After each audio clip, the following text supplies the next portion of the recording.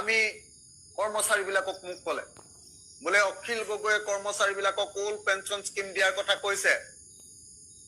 আজিকালি কোনো কৰ্মচাৰীয়ে ওল্ড পেঞ্চন স্কিম OPS নিবিচাৰে এই বুলি হিমন্ত বিশ্ব শৰ্মাই ক'লে মই কালি ফেচবুকত এটা পোষ্ট দিলো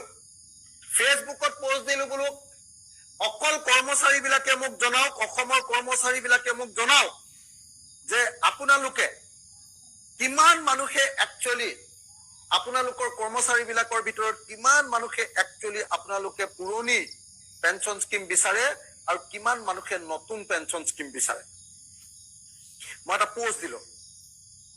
তেতিয়া 10,900টা কমেন্ট আহিছে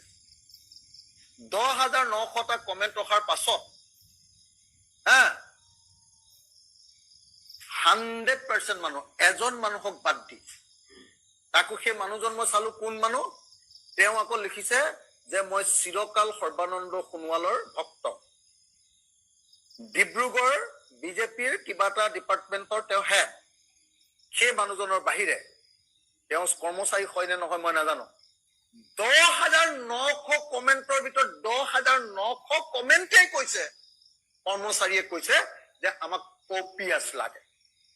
সেইকাৰণে মই মুখ্যমন্ত্ৰীক চ্যালেঞ্জ কৰিছো যে আপুনি কৈছে যে অসমৰ কৰ্মচাৰীয়ে NPS বিচাৰে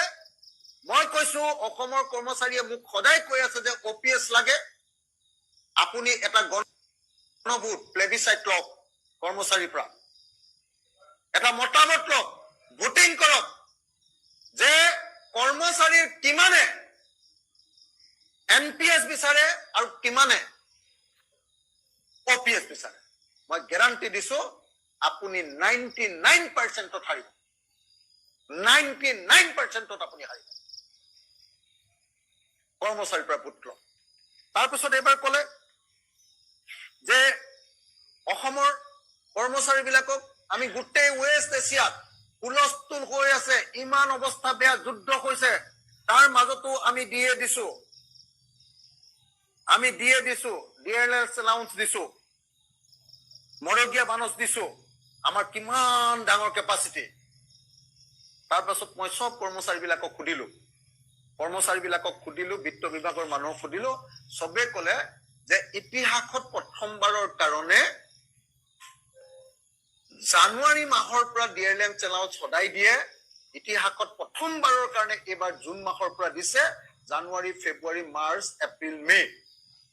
এই 5 মাহ খাই দিছে হিমন্ত বিশ্ব শৰ্মাই প্ৰথমবাৰৰ কাৰণে ইতিহাসত কৰ্মচাৰীৰ 5 মাহৰ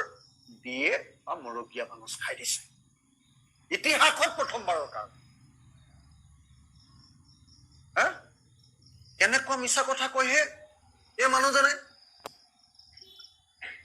তো সব মানুহক মই সুধিলো তাৰ পাছত NPS APS